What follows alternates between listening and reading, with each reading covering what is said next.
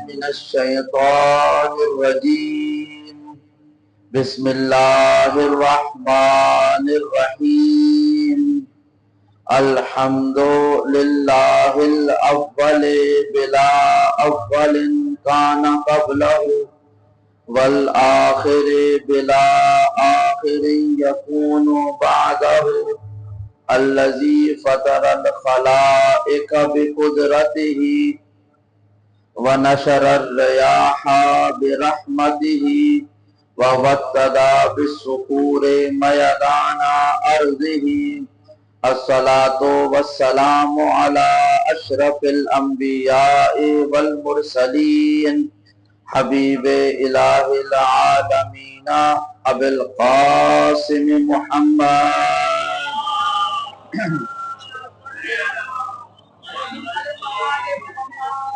وعلى اہل بیتہ الطیبین الطاہرین المعصومین الذین اذهب اللہ عنہم الرجس وطہرہم تطہیرا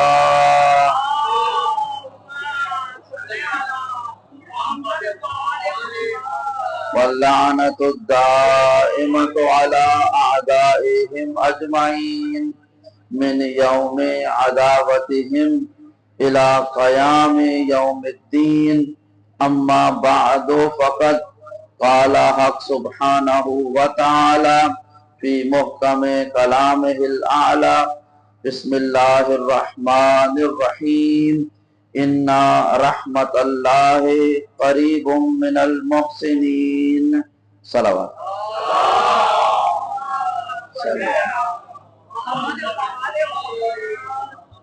محترم و مکرم سامعین کرام، عزاداران سید الشہداء اور سرداران سادات کربلا، السلام علیکم ورحمۃ اللہ وبرکاتہ۔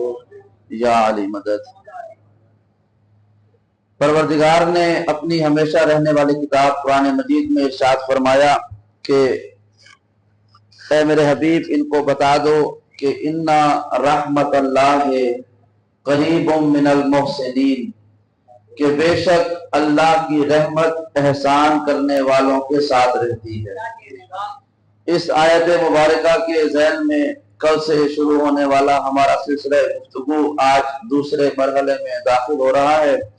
پروردگار سے دعا ہے کہ وہ ہمارا پڑھنا، آپ کا سننا، انتظامیہ کا انتظام کرنا اپنی بارگاہ میں قبول و منظور فرمائے، اور اس تذکرے کو قیامت کے دن ہمارے اور آپ کے لیے سامان شفاعت محمد و آل محمد قرار دے۔ اپنی اپنی دعاؤں کی قبولیت کے لیے، حاجات کی مقبولیت کے لیے بلند آواز سے صلوات۔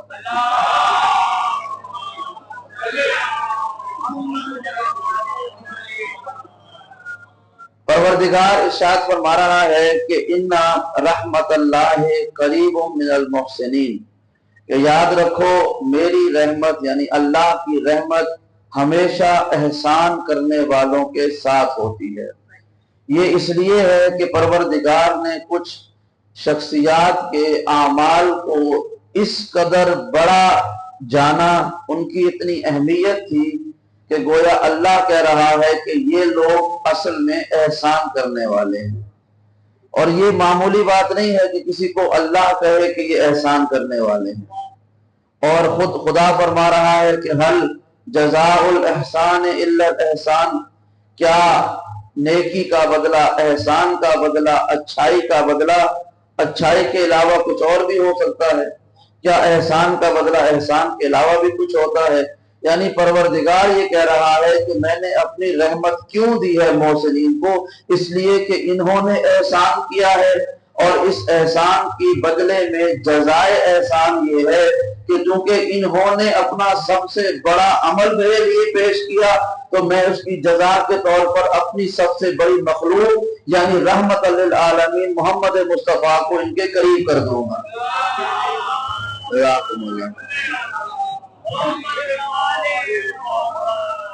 اور پروردگار نے لفظ رحمت سے مراد ہمارے اور آپ کے آخری رسول کو لیا ہے کہ کائنات کی ساری رحمت بھی اگر ایک مجسمے میں جمع ہو جائے تو اس جسم کا نام محمد مصطفیٰ ہو۔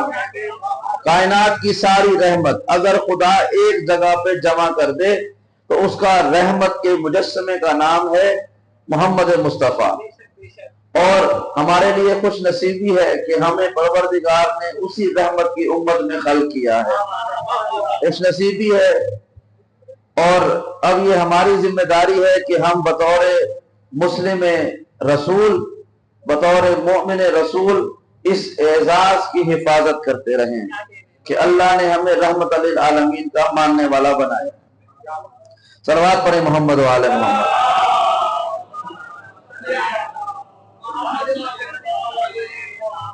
کل ابتدائی گفتگو میں ہم نے کچھ ایسی شخصیات کا تذکرہ کیا تھا کہ جن کے کاموں کو اللہ نے اپنا کام کہا اور یہ واضح اعلان کر دیا کہ میری رحمت ان کے ساتھ رہتی ہے۔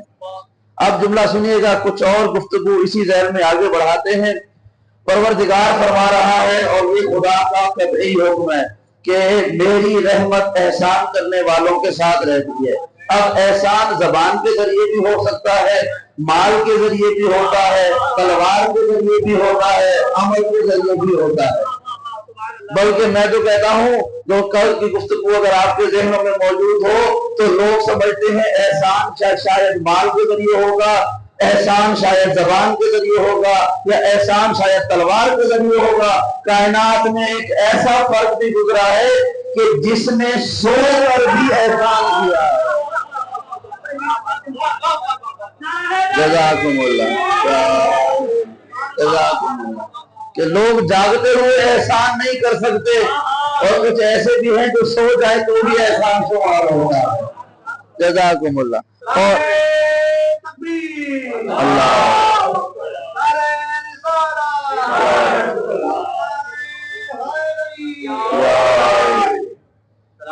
جزاکم اللہ۔ اور ایک جملہ سنیے گا یہ گفتگو کے آغاز میں تاکہ ہمارے کلام اور آپ کی سماعتیں ایک منہج اور ایک معیار پر آ جائیں۔ جو لوگ زیارت کے لیے نجف اشرف جا چکے ہیں وہ شاید جانتے ہوں، اور جو نہیں گئے نجف کا مالک انہیں اپنی وادی کی زیارت کروائے، اور جو جا چکے ہیں اور دوبارہ جانا چاہتے ہیں مولا انہیں بار بار بلائیں۔ نجف اشرف میں آپ مولا کائنات کے حرم میں داخل ہو، حرم میں جہاں سے مردوں کا داخلہ ہوتا ہے آپ وہاں سے داخل ہوں، وہ چھوٹی سی راہداری سے گزر کے آئیں تو آخر میں آپ اس دروازے کے پار آ کے کھڑے ہو جاتے ہیں جس کے اوپر اذن دخول لکھا ہوا ہے۔ آپ ایک چھوٹا سا زیارت نامہ لکھا ہوا ہے، اس کے اوپر اذن دخول ہے کہ آپ زری کے اندر داخل ہونے کی اجازت مانگتے ہیں۔ اب سماعتیں میرے ساتھ رکھیے گا، مولا کائنات کا حرم ہے، سامنے آپ کو زری نظر آ رہی ہے، زری سے پہلے دو دروازے ہیں، ایک دروازہ بالکل زری کے پاس ہے اور ایک کچھ فاصلے پر ہے۔ یہ جو باہر والا دروازہ ہے اس کے اوپر ایک بورڈ لگا ہوا ہے، تختہ لگا ہوا ہے، اس کے اوپر اذن دخول لگا ہوا ہے کہ آپ یہ پڑھیں۔ اذن دخول کا مطلب ہے اس دروازے سے اندر داخل ہونے کی اجازت مانگنا۔ اس دروازے کے اندر داخل ہونے سے پہلے آپ یہ اجازت لیں، اس کے بعد داخل ہو جائیں۔ یہ داخل کہاں ہو رہے ہیں؟ کہاں؟ مولا کائنات کے حرم کے صحن میں، وہ جو آخری زری کے پاس گنبد ہے ہم اس کے نیچے جانا چاہتے ہیں، لیکن خدا کی عزت کی قسم آپ کتابوں کو اٹھا کے دیکھ لیجیے گا، اذن دخول حرم امیر المومنین میں کیونکہ مولا کائنات کا حرم ہے نا، تو کیا ہونا چاہیے تھا کہ اے علی مجھے اجازت دے کہ میں آپ کے حرم میں آ جاؤں۔ خدا کی قسم جب آپ اذن دخول پڑھتے ہیں نا تو یہ نہیں لکھا ہوا کہ اے علی مجھے اجازت دے، بلکہ لفظ کیا ہے؟ ادخل یا اللہ، اے اللہ تو اجازت دیتا ہے میں داخل ہو جاؤں۔ جزاکم اللہ یا ادخل یا اللہ، اے پروردگار تو اجازت دیتا ہے میں داخل ہوتا ہوں۔ ادخل یا رسول اللہ، اے رسول آپ اجازت دیتے ہیں میں داخل ہوتا ہوں۔ پھر کہتے ہیں ادخل یا امیر المومنین، آپ اجازت دیتے ہیں میں داخل ہوتا ہوں۔ اور جملہ یہاں پہ رکتا نہیں ہے، ایک اور اجازت مانگی جاتی ہے ادخل یا ملائکۃ اللہ اے وہ فرشتے جو اس کام کی مجازی کر رہے ہو، اجازت دیتے ہو میں داخل ہو جاؤں۔ اب سوال یہ ہے نا، یہ تو فطرت انسانی ہے، جس کا گھر ہوتا ہے اجازت اسی سے لی جاتی ہے بھائی، جس کا گھر ہوتا ہے اسی سے لی جاتی ہے۔ کمال ہے یہ ظاہری طور پر حرم امیر المومنین ہے، چاہیے تو یہ تھا کہ صرف مولا کائنات سے اجازت لی جاتی، لیکن نہیں، ہم نے پہلے اللہ سے اجازت لی، پھر رسول سے اجازت لی، پھر علی سے اجازت لی، پھر معصوم فرشتوں سے اجازت لی۔ فطرت یہ ہے جو جگہ کا مالک ہوتا ہے اس سے پوچھا جاتا ہے، خدا جانے علی مولا کی قبر کی جگہ کتنی بڑی ہے، خدا کہتا ہے میرا گھر ہے، رسول کہتا ہے میرا گھر۔ جزاکم اللہ یا جزاکم اللہ جزاکم اللہ۔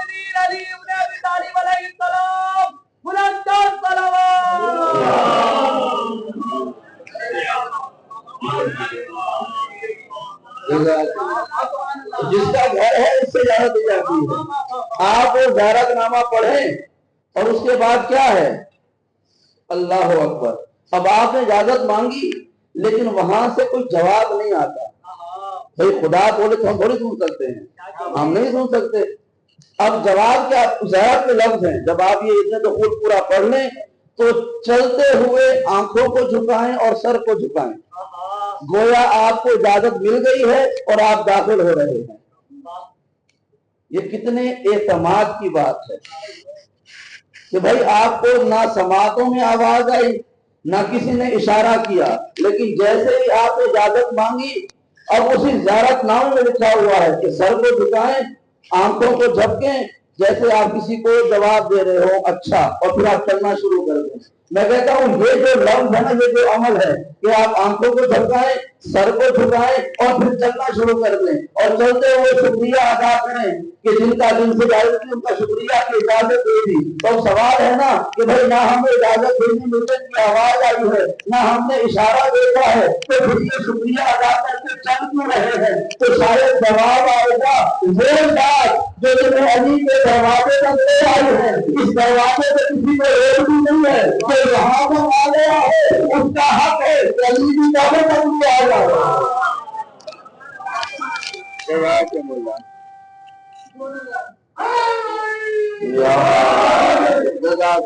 اس کا حق ہے کہ وہ یہاں تک بھی آ جائے۔ اب آگے چلیں تو جو دوسرا دروازہ ہے جس کے بالکل باز ذریع ہے، اس کے اوپر دو حدیثیں لکھی ہوئی ہیں اللہ کے رسول کی۔ دو دروازے ہیں، ایک طرف سے مرد داخل ہوتے ہیں، ایک طرف سے خواتین، درمیان میں وہ پردہ لگا ہوا ہے، دیوار ہے، لیکن جب آپ کھڑے ہوتے ہیں تو آپ دونوں دروازوں کے اوپر لکھی ہوئی احادیث کو دیکھ سکتے ہیں۔ بس آج یہ دو حدیثیں سن لیجئے، اور اگر یہ حدیثیں سمجھ میں آ گئی اور آپ کی ذہن میں محفوظ رہ گئی تو گھر جاتے جاتے میں یہ دعا کرتے رہیں گے۔ پہلی حدیث کیا ہے؟ پہلی حدیث ہے کہ اللہ کے رسول فرماتے ہیں اگر ساری دنیا کے مخلوقات کے ایمان کو ترازو کے ایک پلڑے میں رکھا جائے اور ترازو کے دوسرے پلڑے میں تنہا علی کا ایمان رکھا جائے، ترازو کے دو پلڑے ہیں، ایک میں تنہا علی کا ایمان ہو اور دوسرے پلڑے میں کائنات کی ہر مخلوق کا ایمان ہو، اور تولا جائے تو وہ پلڑا بھاری ہوگا جس میں تنہا علی کا ایمان ہے۔ یہ ایک حدیث ہے۔ اب دوسری حدیث سنیے کہ جو اس دروازے پہ لکھی ہوئی ہے جہاں سے خواتین داخل ہوتی ہیں۔ کوئی مزید تحقیق کرنا چاہے تو میں بیان کر دیتا ہوں۔ پیچھے دیوار کے اوپر سفید رنگ کی سنگ مرمر لگا ہوا ہے، درمیان میں وہ سبز رنگ کی اینٹیں لگی ہوئی ہیں، اس کے اوپر کالے رنگ کی روشنائی سے یہ حدیث لکھی ہوئی ہے اور سنہری رنگ سے اس کے زیر زبر پیش لگے ہوئے ہیں۔ ٹھیک ہے، اور دوسری حدیث سنیے گا، اللہ کے رسول فرماتے ہیں مثل علی فی امتی کا مثل الکعبۃ المستورہ النظر الیہا عبادۃ والطواف بہا سعادۃ۔ دنیا والے یاد رکھے میری امت میں علی کی مثال اس باعزت کعبے جیسی ہے جسے دیکھنا عبادت ہے، اس کا طواف کرنا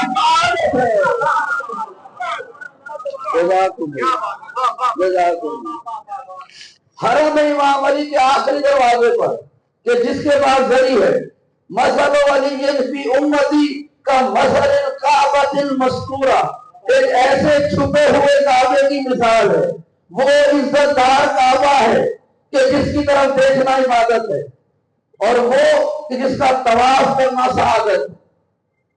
یہ حدیث لکھی ہوئی ہے، لیکن عبداللہ سنیں گے، اللہ کے رسول نے صرف یہ نہیں کہا کہ میرے بھائی علی کی مثال میری امت میں کعبے جیسی ہے، یہ ایک طویل حدیث کا ایک حصہ ہے۔ آپ سنیں گے پوری حدیث کے 2-3 جملے۔ فرمایا مثل علی فی امتی کا مثل روح فی الجسد، کہ میری امت میں میرے بھائی علی کی مثال ایسی ہے جیسے کسی جسم میں روح کی مثال ہوتی ہے۔ پھر فرمایا مثل علی فی امتی کا مثل راس والبدن، کہ میری امت میں علی کی مثال ایسے ہے جیسے جسم کے اوپر سر ہوتا ہے۔ پھر فرمایا مثل علی فی امتی کل عینین فی الراس، کہ میری امت میں علی کی مثال ایسے ہے جیسے سر کے اوپر دو آنکھیں لگی ہوتی ہیں۔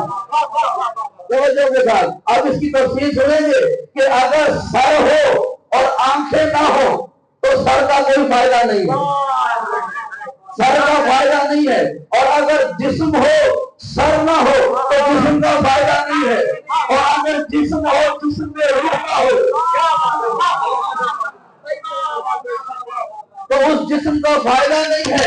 اب اللہ کے رسول نے فرمایا مثل علی فی امتی کا مثل روح من الجسد، کہ میری امت میں علی کی مثال ایسے ہے جیسے ایک جسم میں روح کی مثال ہوتی ہے۔ اللہ کے رسول نے لفظ استعمال کیا روح کا۔ آئیے ہم ڈھونڈتے ہیں روح کسے کہتے ہیں۔ میں نے کہا کہ یہ حدیث ہے، ذہن میں رکھیے گا۔ اللہ کے رسول نے فرمایا علی کی مثال میری امت میں روح کے جیسی ہے۔ ہم نے قرآن میں دیکھنا شروع کر دیا روح کسے کہتے ہیں۔ پروردگار نے فرمایا اے حبیب یسألونک عن الروح، اے میرے حبیب تم سے روح کے بارے میں سوال کرتے ہیں، قل روح من امر ربی، ان سے کہو روح میرے رب کا امر ہے۔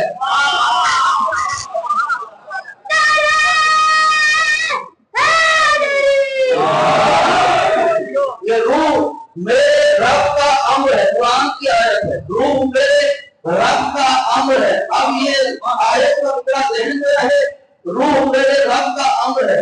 ابھی ایک 1.5 مہینہ پہلے لوگ حج پہ گئے ہوئے تھے۔ اب ایک مفروضہ کام کر رہا ہوں، مثال ہے سمجھانے کے لیے۔ ایک شخص زندگی میں ساری زندگی محنت کر کے ہر سال حج پہ جاتا رہا، 70 سال کا ہو گیا، 50واں حج کا اس کا، ہر سال گناہ بخشوا کے آ جاتا ہے، کوئی نماز اس کی قضا نہیں ہے، تہجد وہ باقاعدگی سے پڑھتا ہے، اور آپ حج پہ گیا ہوا ہے، وضو کیا ہوا ہے، احرام باندھا ہوا ہے، مسجد حرام میں خانہ کعبہ کی دیوار کے ساتھ لگ کر وہ نماز پڑھ رہا ہے اور سجدے کے حرم میں ہے۔ اب سوچیں کتنی پاکیزگیوں نے اسے گھیرا ہوا ہے۔ زندگی بھر کے حج ہیں، کوئی نماز قضا نہیں ہے، تہجد اس کی کوئی قضا نہیں ہوتی ہے، اور حالت وضو میں احرام باندھے ہوئے حج کی نیت سے کعبے کے پاس کھڑا ہوا نماز پڑھتے ہوئے سجدے کے حرم میں ہے۔ اب آپ گنتے جائیں گے کتنی پاکیزگیاں ہیں۔ بھئی زندگی بھر کے حج، کوئی قضا نماز نہیں، وضو ہے، احرام ہے، حج کی نیت ہے، مسجد حرام ہے، خانہ کعبہ کے پاس ہے، نماز پڑھ رہا ہے، سجدے کے حرم میں ہے، اتنی ساری طہارتوں نے اسے گھیر رکھا ہو، سجدے میں سر رکھا ہو، اور سجدے کے حرم میں اسے موت آ جائے، سجدے کے حرم میں اسے موت آ جائے۔ آپ اسلام مذہب اسلام کے کسی بھی فرقے سے پوچھ لیجیے گا کہ یہ جو سجدے کے عالم میں مر گیا ہے کچھ دیر کے بعد یہ اس کا حکم کیا ہوگا، تو ہر فرقہ یہی کہے گا یہ جو سجدے کے عالم میں مر گیا ہے نا کچھ لمحے گزرے گے یہ خود بھی نجس ہو جائے گا، اس کا احرام بھی نجس ہو جائے گا، اور اتنا نجس ہو جائے گا جو اسے ہاتھ لگائے گا اسے بھی غسل کرنا پڑے گا۔ بھئی کتنی طہارتیں تھی، اتنی ساری طہارتیں میں نے آپ کو گنوائی تھی کہ نمازیں بھی ہے، حج بھی ہے، احرام بھی ہے، وضو بھی ہے،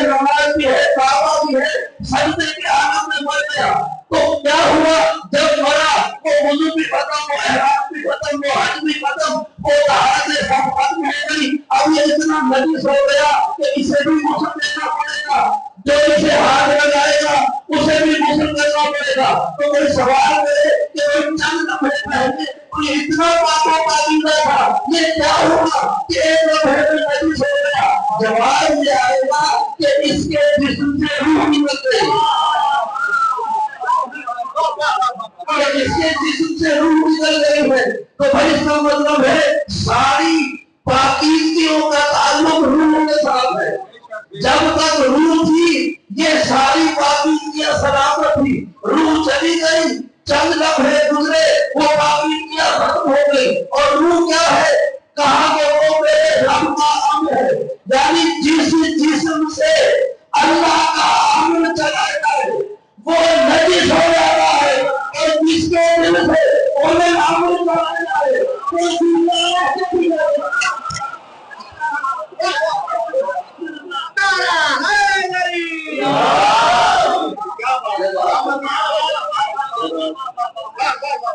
صلوات پڑھ دیں محمد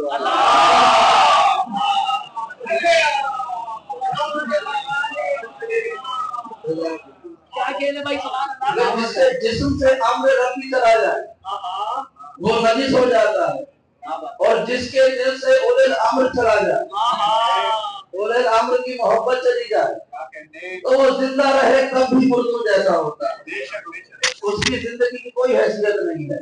یاد رکھیے گا مولا کائنات کا تعارف اگر میں ان حدیثوں کی طرف دوبارہ لے کے جاؤں کہ جو اللہ کے رسول نے کہا کہ علی کی مثال میری امت میں کیسی ہے، فرمایا علی کی مثال میری امت میں ایک چھپے ہوئے کعبے جیسی، ایک عزت والے کعبے جیسی ہے کہ جس کی طرف دیکھنا عبادت ہے، اس کا طواف کرنا سعادت ہے۔ بھائی وہ لوگ جنہوں نے رسول کے زمانے میں مولا کائنات کو دیکھا انہوں نے یہ دونوں کام کیے، نظر اٹھا کے دیکھا بھی اور علی کے ساتھ رہے، طواف بھی کر لیا۔ حدیث لکھی ہوئی ہے جس کو اعتراض ہو تو مجھ پہ اعتراض نہ کرے، رسول پہ سوال کرے کہ رسول اللہ آپ نے یہ کیا کیا کہ علی کو کعبہ بنا دیا۔ بھائی مولا کائنات کے حرم میں جہاں صبح شام ہزاروں علماء جاتے ہیں علم اور عرفان کی خیرات مانگنے کے لیے، تو اس دروازے پر یہ حدیث لکھی ہوئی ہے، اگر ضعیف ہوتی اس میں کوئی شک ہوتا تو کسی چھوٹی موٹی کتاب میں مل جاتی، مولا کائنات کے حرم میں لکھی ہوئی ہوتی، گزرتے سینکڑوں علماء کو یہ اعتراض کر دیتا کہ یہ حدیث یہاں پہ کیوں لکھی ہوئی ہے۔ اور لفظ کیا ہے؟ علی کی مثال چھپے ہوئے کعبے جیسی ہے، یا ایک عزت دار کعبے جیسی ہے۔ وہ کون سا کعبہ ہے جسے دیکھنا ثواب ہے اور طواف کرنا سعادت ہے، طواف کرنا سعادت ہے۔ تو اب ہم یہ سوال کرتے ہیں کہ حدیث تو قیامت تک کے لیے موجود تھی، آج ہم طواف کیسے کریں؟ بھائی اتنی مشکل بات نہیں ہے کہ آپ دور سے پڑھ جائیں، میں آپ کو جواب دے کے جاؤں گا، یہ آسان بات ہے۔ اللہ کے رسول نے کہا ہے کہ اس کا طواف کرنا سعادت ہے، تو اگر سعادت ہے تو یہ ہر زمانے کے لیے سعادت ہے۔ اور طواف کسے کہتے ہیں؟ طواف عام طور پر خانہ کعبہ پر کیا جاتا ہے، آپ جاتے ہیں تو آپ جب اس کا طواف کر رہے ہوتے ہیں تو آپ خانہ کعبہ کو نہیں پکار رہے ہوتے، کعبے کے مالک کا نام لے رہے ہوتے ہیں۔ آپ کعبے کے مالک کا نام لے رہے ہوتے ہیں، طواف کعبے کا ہو رہا ہوتا ہے لیکن نام اس کے مالک کا لیا جا رہا ہوتا ہے، یہ کہلاتا ہے خانہ کعبہ کا طواف۔ اب پتہ چلا یہ جو 1400 سال سے مجلسوں میں کبھی ہم یا علی کہتے ہیں، کبھی یا حسن کہتے ہیں، کبھی یا حسین کہتے ہیں، کبھی سیدنا حسین کہتے ہیں، یہاں تک کہ آخری امام کا تذکرہ کرتے ہیں، اٹھتے بیٹھتے اپنے مولا کو یاد کرتے ہوتے ہیں۔ بھائی اللہ کے رسول نے بتایا کہ علی وہ ہے جس کو دیکھنا عبادت ہے، طواف کرنا سعادت ہے۔ اس زمانے میں اگر مولا موجود ہوتے تو ہم ان کا طواف کرتے رہتے، کہا گھبراؤ نہیں، قیامت تک کے لیے علی کے ذکر کو اتنا عام کر دیں گے تو اٹھتے بیٹھتے یا علی یا علی کا ہو، خدا ملتا رہے گا، میرا یہ کام ہے نہ طواف کرے گا۔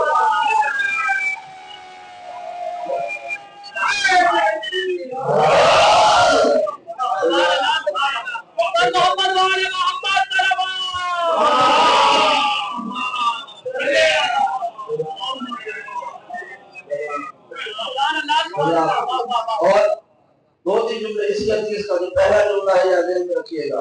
ہمارے یہاں ہمیں ایک درس پڑھایا گیا شروع سے لے کے اب تک بھی کہ سب سے خوبصورت فرد اس تاریخ میں کون گزرا ہے.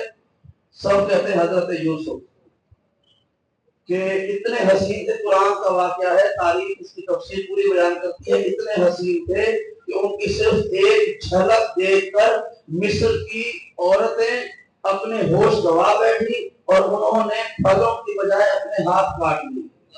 پھلوں کی بجائے اپنے ہاتھ کاٹ لیے. وہ ہاتھ کاٹ رہے تھے, تکلیف بھی نہیں ہو رہی. یعنی وہ جس کو چاہتے تھے اس کی زیارت میں اس قدر مگن ہو چکی تھی کہ ان کا ہاتھ کٹ رہا تھا, خون بہ رہا تھا, لیکن وہ تکلیف میں نہیں آ رہی تھی. اور اللہ نے بھی کیا کمال کر دیا, یہ دیکھا کہ وہ معصوم نبی کی محبت میں جسم کو کاٹ رہی ہے. اللہ نے یہ عمل تاریخ میں زندہ تو لکھ دیا, لیکن یہ نہیں کہا کہ یہ بدعت ہے نہ کرنا.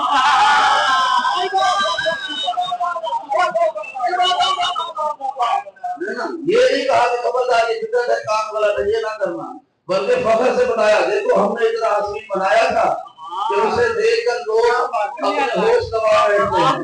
اتنا حسین بنایا تھا. یعنی اتنا آج بھی اگر کوئی بہت خوبصورت ہو جائے نا تو وہ کہتے ہیں یوسف ہے. یوسف کی مثال دی جاتی ہے حسن کے ساتھ. بڑے حسین ہوں گے یوسف, ہم نے نہیں دیکھا, لیکن دنیا نے کہا تو ہم مان لیتے ہیں بڑے حسین رہے ہوں گے کہ آج تک ان کے حسن کا چرچا ہے. لیکن ہم نے حسن یوسف کے چرچے جو پڑے ہیں, لیکن ہمیں کسی آیت میں کسی روایت میں یہ نہیں ملا کہ یوسف بڑے حسین تھے, ان کا چہرہ دیکھنا عبادت ہے.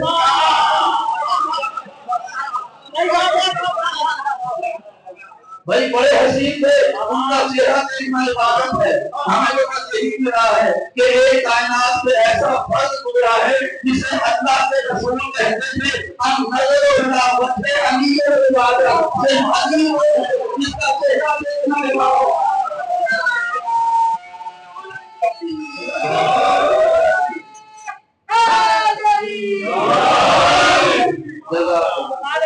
وہ اتنے حسین تھے کہ ان کا چہرہ دیکھنا عبادت قرار دے دیا. اور پھر سوال کیا یا رسول اللہ کوئی زمانہ ایسا ہو کہ علی موجود نہ ہو, پھر ہم کیا کریں؟ کہا کوئی بات نہیں, ذکر ولی ہے عبادت. علی کو چہرہ نہ دیکھو تو علی کی بات کر لیا کرو, علی کو چہرہ کر لیا کرو, وہ عبادت ہوگی. پھر سوال کیا یا رسول اللہ کوئی ایسا زمانہ ہو کہ ہم علی کا ذکر بھی نہ کر سکے. کہا حکم ولی ہے عبادت.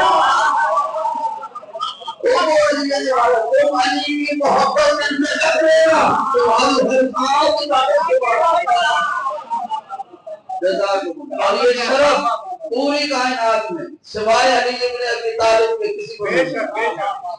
کسی کو نہیں ملا. اور ایک جملہ سنیے گا, اور وہ آیت ہمارے سرنامہ کلام والی بھولنی نہیں چاہیے کہ بے شک اللہ کی رحمت احسان کرنے والوں کے ساتھ رہتی ہے. یہ آیت کا ہمارا اس گفتگو کا موضوع ہے. یہ کائنات کا واحد شرف ہے کہ جو مولا کائنات کو ملا. عبادت صرف پروردگار کی ہوتی ہے, یاد رکھیے گا. غیر خدا کوئی بھی ہو اس کی عبادت نہیں ہوتی. لیکن ایک جملہ سنیے گا, پروردگار کے لیے عبادت ہے اور اہل بیت کے لیے کہا گیا ہے کہ ان کی تعظیم کرو. پروردگار کے لیے عبادت ہے اور اہل بیت کے لیے کہا گیا ہے کہ ان کی تعظیم کرو. اہل بیت کی ہم عبادت نہیں کرتے, ہم اہل بیت کو خدا نہیں کہتے, عبادت صرف خدا کی ہے. تو اللہ کی عبادت ہوتی ہے, اہل بیت کی تعظیم ہوتی ہے. قربان جائیں آپ اللہ کی عبادت کریں اور اہل بیت کی تعظیم کریں تو ہوتا کیا ہے, آپ اللہ کی عبادت کریں گے تو یہ تعظیم شمار ہوگی, اہل بیت کی تعظیم کریں گے تو اللہ کی عبادت شمار ہوگی. کیا بات ہے, محمد والے محمد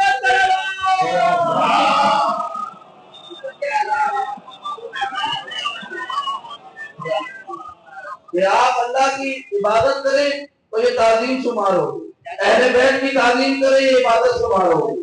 اور یہ دو تعلق سمجھ میں آ گئے, اللہ کی اور آل محمد کی آپس میں نسبت کا تعلق. اب جو بس قرآن مجید کی ایک آیت ہے, الحمدللہ والسلام علی عبادہ الذین اصطفیٰ اللہ خیر عما یشرکون، کہ ساری حمد ہے اللہ کے لیے اور سارا سلام ہے اللہ کے ان بندوں کے لیے جنہیں اللہ نے مصطفیٰ بنایا۔ قرآن مجید کے لفظ ہیں، یہ میری تلاوت کے لفظ نہیں ہے، شاعر کا کلام نہیں ہے۔ اللہ کہہ رہا ہے الحمدللہ والسلام علی عبادہ الذین اصطفیٰ، اللہ کے لیے ساری حمد ہے اور سارا سلام ہے ان بندوں کے لیے جنہیں اللہ نے مصطفیٰ بنایا ہے۔ اللہ خیر عما یشرکون، ان سے پوچھو میرے حبیب اللہ بہتر ہے یا وہ جسے اللہ کی ذات میں شریک ٹھہراتے ہیں؟ یہ آیت کے 3 حصے ہیں۔ پہلا حصہ کیا ہے؟ الحمدللہ۔ دوسرا حصہ کیا ہے؟ والسلام علی عبادہ الذین اصطفیٰ۔ تیسرا حصہ کیا ہے؟ اللہ خیر عما یشرکون۔ پہلا حصہ ہے کائنات کی ساری حمد اللہ کے لیے، اس میں کوئی اللہ نے شرط نہیں لگائی ہے کہ جو عربی میں حمد ہوگی وہ میرے لیے ہوگی، یا جو عربی زبان میں ہوگی وہ میرے لیے ہوگی، یا کوئی مکے میں حمد کرے گا تو میرے لیے ہے، مکے سے باہر کرے گا تو میرے لیے نہیں ہے، جو اردو میں کرے گا تو میرے لیے ہے، کوئی انسان کرے گا تو میرے لیے ہے، حیوان کرے گا تو ایسی کوئی شرط نہیں ہے۔ اللہ نے کہا ہے الحمدللہ، ساری تعریفیں اللہ کے لیے ہے، نہ اس میں زمانے کی قید ہے، نہ زبان کی قید ہے، نہ مکان کی قید ہے، نہ جنس کی قید ہے، نہ لوگ کی ہے، نہ فصل کی ہے، کوئی قید نہیں ہے۔ کائنات میں جب جو جہاں جس طرح بھی حمد کرے گا وہ ساری حمد اللہ کے لیے ہوگی۔ اسی لب و لہجے کے ساتھ فرمایا والسلام علی عبادہ الذین اصطفیٰ، سارا حمد سارا سلام میرے ان بندوں کے لیے ہے الذین اصطفیٰ، جنہیں اللہ نے مصطفیٰ بنایا، جنہیں اللہ نے مصطفیٰ بنایا ہے۔ آپ نماز میں تشہد میں پڑھتے ہیں نا کہ اشہد ان محمدن عبدہ ورسولہ، کہ میں گواہی دیتا ہوں محمد اللہ کے عبد ہیں اور رسول ہیں۔ عبد ہو ایک، عبد کی جمع ہے عباد۔ اللہ نے یہاں پر یہ نہیں کہا آیت میں کہ میرا سارا سلام میرے ایک بندے کے لیے ہے، بلکہ کہا کہ میرا سارا سلام، کائنات کا سارا کلام میرے بہت سارے بندوں کے لیے ہے۔ عباد کا لفظ استعمال کیا، عباد الذین اصطفیٰ، ان بندوں کے لیے جنہیں اللہ نے مصطفیٰ بنایا ہے، یعنی وہ ہیں بہت سارے لیکن سب کے سب ایک جیسے دکھتے ہیں، وہ ہیں بہت سارے لیکن دیکھنے میں سب کے سب ایک جیسے ہیں، اور ان سب کے لیے کائنات بھر کا سلام ہے۔ آئے ہم تلاش کرتے ہیں کہ وہ کون سے سارے بندے ہیں کہ جو ہیں بہت سارے لیکن دیکھنے میں سب کے سب ایک جیسے ہیں۔ ہمیں خود اللہ کے رسول کی حدیث مل گئی، اولنا محمد وآخرنا محمد وآخرنا محمد وآخرنا محمد۔ ہمارا پہلا بھی محمد ہے، آخری بھی محمد ہے، درمیان والا بھی محمد ہے، ہم سب کے سب محمد ہیں۔ اور اللہ کہہ رہا ہے وہ ہے بہت سارے اور سب کے سب مصطفیٰ بندے ہیں۔ اب جملہ سنیں گے، آیت کے 3 حصے، پہلا اللہ کی حمد، دوسرا اہل بیت پر سلام، تیسرا حصہ اللہ خیر عما یشرکون، ان سے پوچھو اللہ بہتر ہے یا وہ جسے اللہ کی ذات میں شریک ٹھہراتے ہیں۔ اب پہلا حصہ اللہ کے بارے میں، آخری حصہ اللہ کے بارے میں، درمیان والا حصہ اللہ کے بارے میں نہیں ہے، اہل بیت کے بارے میں ہے۔ توجہ ہے نا، پہلا اللہ کی حمد، آخری اللہ کی وحدانیت، درمیان میں اہل بیت کے لیے سلام۔ اب پروردگار میرا اتنا بڑا قرآن ہے، آیت کے 3 حصے ہیں، تو تینوں حصے اپنے بارے میں نازل کر دے اور آل محمد پہ سلام کسی اور جگہ پر لے جا تو یہ پوری آیت میری شان میں نازل ہو جاتی، تو شاید پروردگار کا جواب آئے گا میں قیامت تک آنے والے آدم کی اولاد میں نسلوں میں دیکھ رہا ہوں، میں ان سب کو اپنی حمد کا طریقہ بتانا چاہتا ہوں کہ یہ دیکھو آیت میں میں نے کیا کیا ہے، جہاں پر میرے حمد کا ذکر ہوا ہے میں نے بلا وقت آئے محمد کا ذکر کرنے بتا دیا، مجھے اپنی حمد ایسے قبول ہے کہ جو بھی مجھ پر حق بھیجے لازم ہے بلا وقت آئے محمد پر سلام دے۔ جزاکم اللہ۔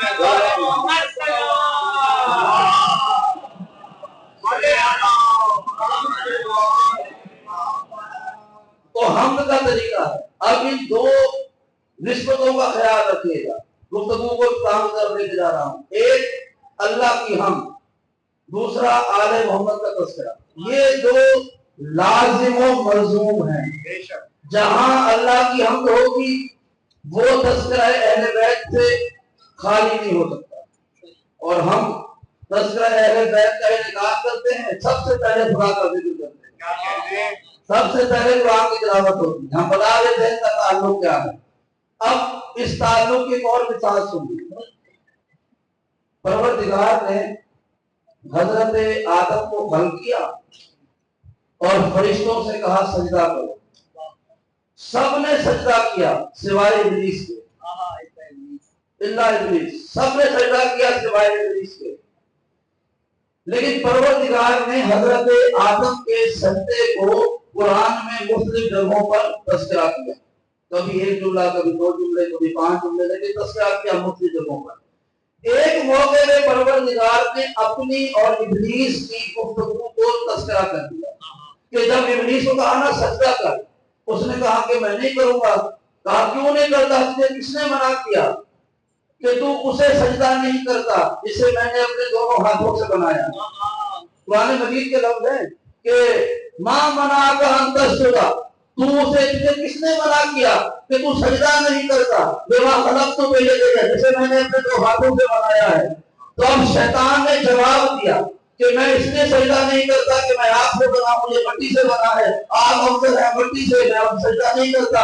اب اللہ سے پروردگار نے سوال کیا ابلیس سے کہ اے ابلیس، تو جو انہیں سجدہ نہیں کر رہا، آج تک بڑھتا ام کنتا من العالین، کہ اے ابلیس تو جو سجدہ نہیں کر رہا، کیا تو تکبر کر رہا ہے یا تو سمجھتا ہے کہ تو عالم میں سے ہو گیا ہے؟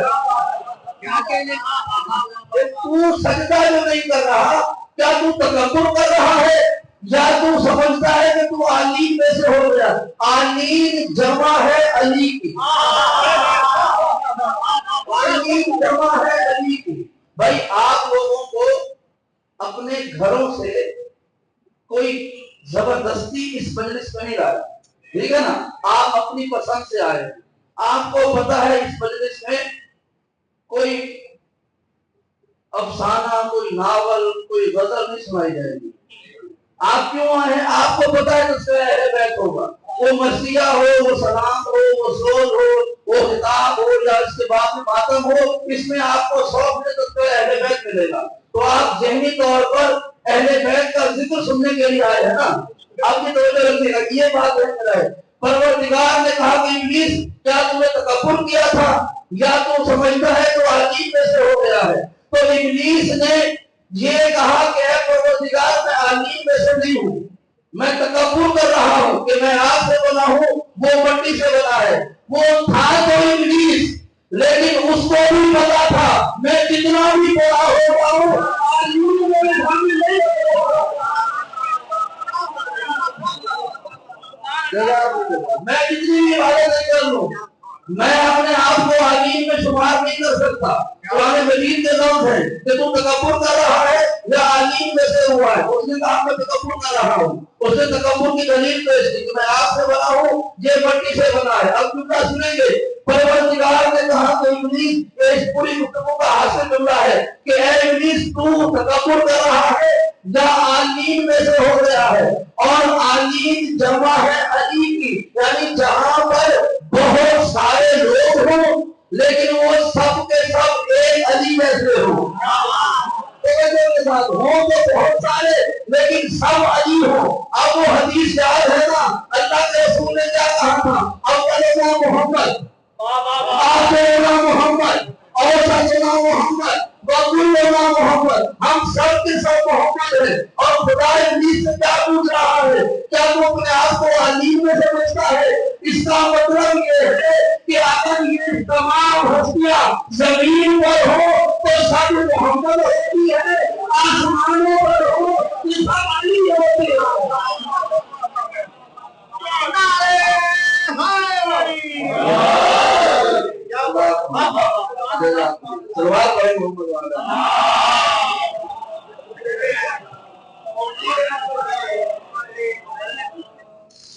کہ اگر یہ زمین پر ہو تو رسول کہہ رہے ہیں کلنا محمد، یہ آسمانوں پر ہو تو خدا کہہ رہا ہے آمین ہوں۔ تو یہ تعارف ہے اس گھرانے کا، یہ زمین پر ہو تو محمد کے نام سے پہچانے جاتے ہیں، یہ آسمانے پر ہو تو علی کے نام سے پہچانے جاتے ہیں۔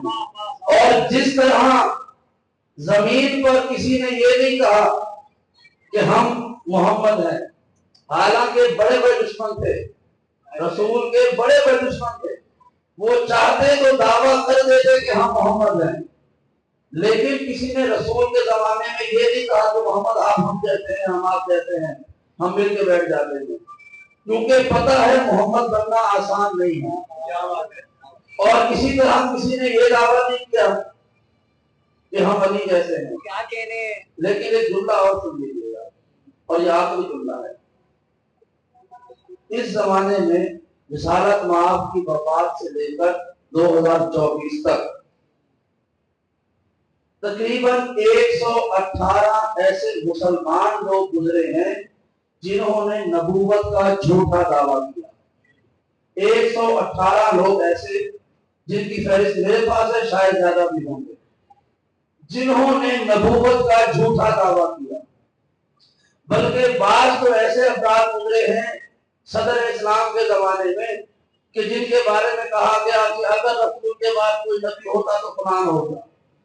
یہ تاریخ میں جملے ملتے ہیں، یعنی نبوت کا ایک خاکہ ان کے ذہن میں تھا کہ اگر نبوت جاری رہتی تو یہ نبی بن جاتے، حالانکہ تاریخ میں اس کردار کا کوئی نبی نہیں گزرا تھا، حالانکہ اس کردار کا کوئی نبی نہیں گزرا تھا جس نے پہلے کوئی بت پرستی بھی کی ہو، شراب نوشی بھی کی ہو، رازداری بھی کی ہو اور بعد میں اللہ نے اسے نبی بنا دیا ہو۔ ایسا کبھی کوئی نہیں ہوتا۔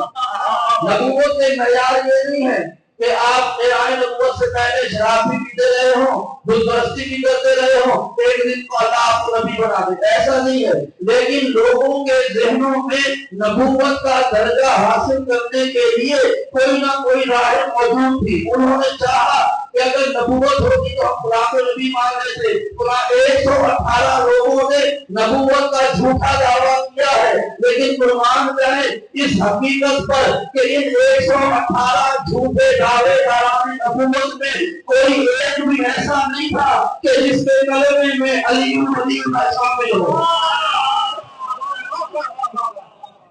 118 جھوٹے دعوے داران نبوت میں کوئی ایسا نہیں تھا جس کے کلمے میں علی اللہ شامل ہو، کیونکہ ہم نے اشہد ان محمد رسول اللہ کے بعد بلا فصل اشہد ان علی ولی اللہ کہہ کے ہم نے نبوت پر وہ مہر لگا دی ہے کہ ہم قیامت تک علی ولی اللہ پہنچنے والا کبھی نبوت کی طرف نہیں دیکھ سکتا ہے۔ ہم نے یہی دیکھا جس نے بھی نبوت کے دروازے سے ولایت حبیب کو ہٹایا انہی کے گھروں میں نبوت میں چور داخل ہو گیا۔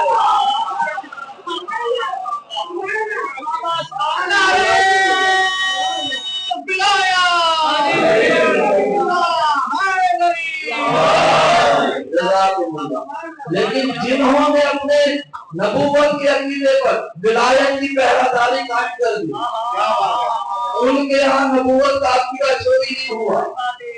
تو ایک وہ جملہ میں نے کہا کہ چاہے سچی یا جھوٹی، لوگوں کے ذہنوں میں نبوت کے لیے ایک پیمانہ ضرور تھا۔ انہوں نے چاہا کہ ہم اعلان کر کے دیکھ لیتے ہیں، کیا پتہ نبی کہلائے جائیں، کچھ رسول بھی ہو گئے اور آج تک نبی کہلائے جا رہے ہیں۔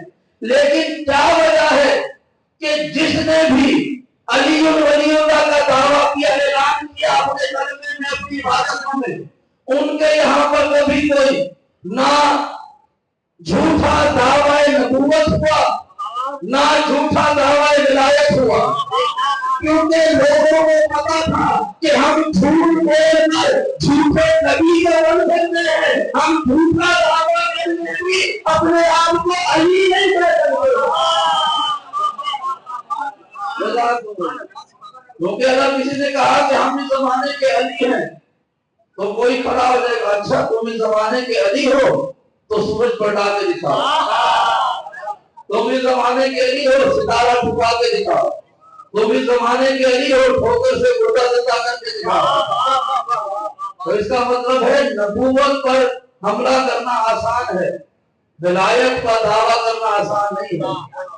اور یہ ایسا مستحکم عقیدہ ہے کہ ہم نے جس میں دیکھا ہے کہ مائیں خوشی سے اپنے بچوں کو قربان کر دیتی ہیں، مائیں فخر سے قربان کرتی ہیں کہ ہمارا بچہ ولایت کی راہ میں مارا جائے تو کوئی حرج نہیں ہے۔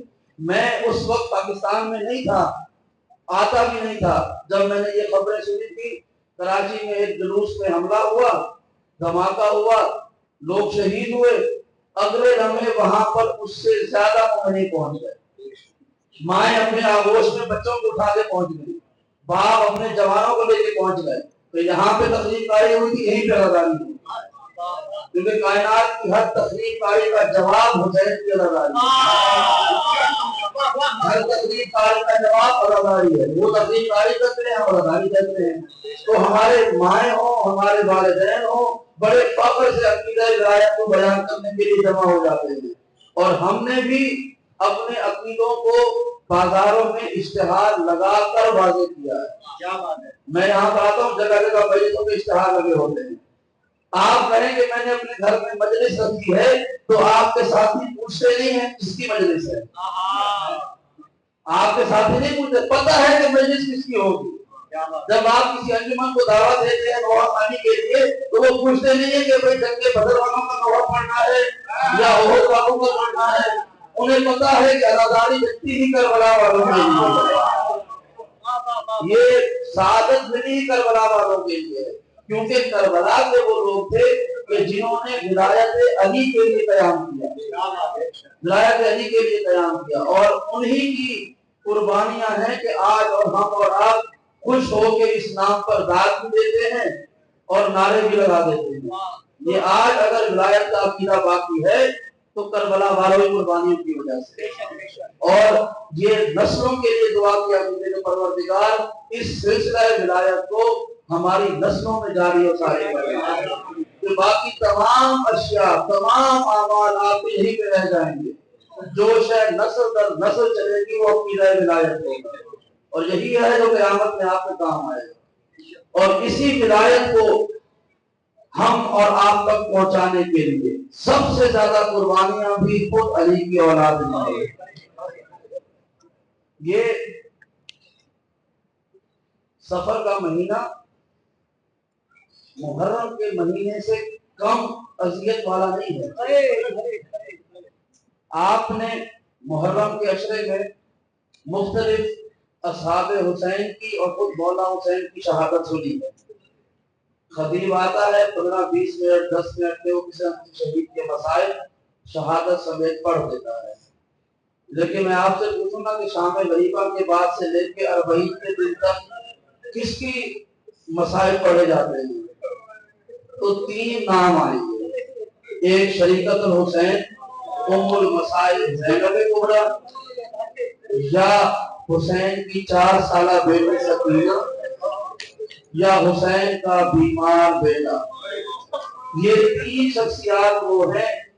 پھر جملہ سنیے گا، آپ نے محرم کے پہلے عشرے میں ایک خطیب سے ایک دن کے چند لمحوں میں ایک شہید کی شہادت سنی اور ختم ہو گیا دوسرا۔ اللہ جانے ان تینوں کو کتنی دفعہ شہید کیا گیا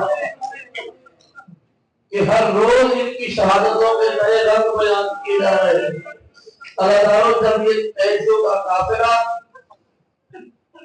دربار یزید کے دروازے پر تھا نا اور نیزوں پہ سر لگے ہوئے تھے، تو روایتوں میں ہے کہ ایک نوجوان گھوڑے میں سوار تھا، ہاتھ میں اس کے تلوار تھی، اور وہ تیزی سے بغیر دیکھے تلوار گھماتا ہوا اس کافرے کے قریب آیا، اور وہ اس نیزے کے پاس آ گیا جس نیزے پر حضرت حبیب ابن مظاہر کا سر تھا۔ یہ جملہ سنیں گے، اس نے دیکھا کہ اس نیزے پر حبیب ابن مظاہر کا سر ہے، اس نے اس نیزہ اٹھانے والے سپاہی سے کہا کہ میری تجھ سے کوئی دشمنی نہیں ہے، تو یہ نیزہ میرے حوالے کر دے، ورنہ میں اس سے تلوار پہ حملہ کر دوں گا۔ اس نے کہا کہ یہ نیزہ مجھ سے کیوں لینا چاہتا ہے؟ اس نے کہا کیونکہ میں اس غریب حبیب ابن مظاہر کا بیٹا ہوں، جب یہ جنگ میں آیا تھا تو میں اس کے ساتھ نہیں تھا، آج میں نے دیکھا ہے کہ اس کے سر میں تم نے نیزے میں گھرم کیا ہوا ہے، یہ میری غیرت دوبارہ نہیں کر رہی ہے کہ جوان بیٹا زندہ ہو اور وہاں پر سر نیزے سے گھرم ہو جائے۔ تو ان فوجی نے بیٹا ہمارے کر دیا، اس جوان نے اپنے بابا کے سر کو اٹھایا، تاریخ میں ہے اس نے دامن سے پہلے مٹی کو صاف کیا، بالکل پانی جمع کر کے رونے لگا اور روتے ہوئے میں کہا تو بابا مجھے معاف کر دینا، مجھے آدمی میں دیر لگ گئی ہے، یہ بہت میرے سامنے نہیں کہ جمع جمع چلے، اگر میں پہلے آیا تھا تو تیرا سر میرے میں کر دیتا، بابا مجھے معاف کر دینا، تیرا جوان بیٹا تھا اور میرا سر میرے میں آ گیا۔ جب یہ جملے سید سجاد نے سنے، انہوں نے کہا اے ابو حبیب تو بڑا حسن عجیب تھا، تیرا جوان بیٹا تیرے سر کو بچا کے لے گیا، ہائے نبی بیٹا ہوا تیرا بھی جوان بیٹا بیٹنا ہے، وہ سروں میں کھلا دے یا بیویوں کی حفاظت۔ اجرکم اللہ، اجرکم اللہ، کہ وہ بے پردہ ماں بہنوں کی حفاظت میں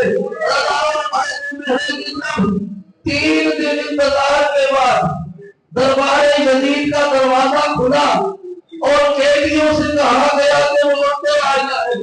میں نے یہ جملہ تاریخ میں پڑھا ہے، خدا کی قسم روایت کے نام ہے، یہ قیدی انتظار کرتے کرتے اتنا تھک گئے تھے کہ ان کے پیروں میں بھرم پڑ گئے تھے، وہ قدم اٹھانا چاہتے تھے لیکن قدم نہیں اٹھا سکتے تھے۔ فوجیوں نے کہا چلو، قیدیوں نے کہا کچھ لمحہ رک جائے، ہم اپنے پیروں پہ کھڑے ہو جائے۔ اور روایت کے جملے ہیں، ان فوجیوں نے کہا جہاں تمہاری غلطی نہیں کرے گی ان زنجیروں کو پھینکا گیا، کوئی قیدی گھٹنے کے بل زمین میں گرا، کوئی اجرکم اللہ، اجرکم اللہ۔ تاریخ نبی جملہ سنیں گے، جب واپس مینار میں آ کر سید سجاد نے پوچھا تھا نا کہ آپ دربار میں کیسے داخل ہوئے تھے، بیمارے دربرانی نے گناہ سنائی کہ جب ہمارے زنجیروں میں بھیجا گیا، کوئی گھٹنے کے بل زمین میں گرا، کوئی چہرے کے بل زمین میں گرا۔ مینار نے کہا مولا اتنا بڑا نہیں ہے، علی کی بیٹی زینب وہ امام میں نہیں تھی، اب انہوں نے بیمار میں کہا میری پھوپھی دربار میں ایسے داخل ہوئی جیسے میرا بابا علی اکبر کی لاش پر خوشیوں میں اجرکم اللہ، اجرکم اللہ، جیسے خوشیوں کے بعد کیا ہوا میرا بابا علی اکبر کی لاش پہ آیا، اللہ تعالیٰ نے قیدی پیش ہوئے، یزید تخت پہ بیٹھا ہوا تھا، 400 کرسی نشین دربار میں موجود تھے۔ اب روایتوں کے وہ مشکل لفظ ہے جو میں آپ کے سامنے بیان نہیں کر سکتا، اشارہ کر دیتا ہوں کہ وہ لوگ اپنی مستی میں ایسے مست ہو چکے تھے، ان میں سے بعض یہ بھی نہیں جانتے تھے کہ ابھی دن کا وقت ہے یا رات کا وقت ہے، اور ان کے سامنے علی کی اولاد کو قیدی بنا کے پیش کیا گیا۔ اب یہ سب یزید کے سامنے آ گئے، اب تعارف ہونے لگا۔ سید سجاد کہتے ہیں جب ان سے سوال کیا گیا نا مولا دربار یزید میں پیشی کا سب سے مشکل لمحہ کون سا تھا، اب سنے امام نے کہا دو لمحے ایسے تھے کہ جس نے مجھے خون کے آنسو رلا دیے۔ کہا پہلا لمحہ کون سا تھا، کہا ہم یزید کے سامنے کھڑے ہوئے تھے، یزید نے کہا یہ قیدی کون ہے، تو ایک سپاہی کھڑا ہوا انگلی کے اشارے کر کے بتا رہا تھا یہ زینب کی بیٹی ہے، یہ ام کلثوم ہے، یہ حسین کی بیٹی سکینہ۔ اجرکم اللہ۔ امام نے کہا کاش زمین پھٹ جاتی، میں زمین میں سما جاتا، کہا دوسرا جملہ کون سا تھا؟ اب سنیں گے امام فرماتے ہیں کہ جب معلوم ہوا نا کہ میری بہن سکینہ حسین کی بیٹی ہے، یزید نے کہا میرے قریب لے کے آؤ۔ جب شہزادی نروان باپ کے قریب پہنچی، یزید نے کہا سکینہ تو حسین کی بیٹی ہے؟ بی بی نے کہا ہاں میں حسین کی بیٹی ہوں۔ کہا اگر تجھے تیرے بابا کو دربار میں ملوا دوں تو تو انہیں پہچانے گی؟ بی بی نے کہا اگر میرا بابا اس دربار میں ہوگا تو میرے گلے میں رسیاں نہ ہوتی، میرے منہ پہ دوا کے نشان نہ ہوتے۔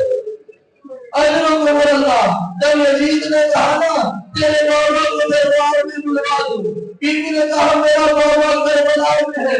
بیمار کہتے ہیں یزید نے دشت میں رکھا ہوا رومال ہٹایا، سر حسین نظر آیا، یزید نے ایک چھڑی کو اٹھایا، حسین نے گستاخی کرنے لگا اور لوگ اللہ ہونے لگا۔ اے سکینہ بتا تیرا آواز